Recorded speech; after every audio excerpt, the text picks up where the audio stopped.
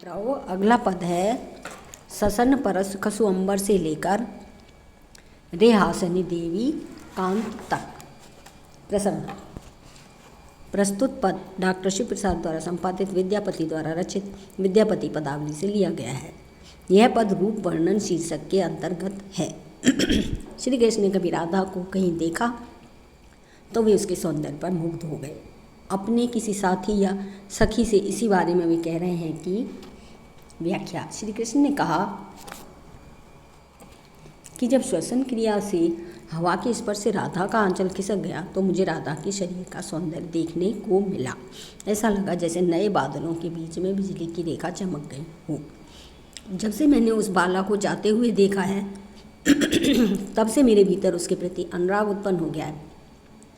मार्ग में जाती हुई वह अपने सौंदर्य के कारण ऐसी लगती थी मानो सोने की लता बिना किसी सहारे के ही धरती पर संचरण कर रही हो, चल फिर रही हो। हैं उस बाला के दोनों स्तन ऐसे लगे जैसे उसके अपूर्व सौंदर्य के बीच दो कमल हों, परंतु वो किसी कारण से खिल नहीं पाए हों। कमल सूर्य के उदित होने पर खिलते हैं। बाला का मुख तो चंद्रमा के समान सुंदर था। सामने मुख चंद्रमा के समान होने से ही स्तन रूपी कमल खिले नहीं थे। विद्यापति कहते हैं कि कोई रसज्ञ ही इस स्थिति से प्राप्त रस आनंद का अनुभव कर सकता है, साधारण मनुष्य नहीं। ऐसे रसमर्म के तो रानी हासनी देवी के पति राजा देव सिंह ही हैं। विशेष में लिख सकते हो, विद्यापति ने आश्रयदाता को खुश करने के लिए राजा रानी दोनों के नाम भी पद में जोड़ दिए हैं।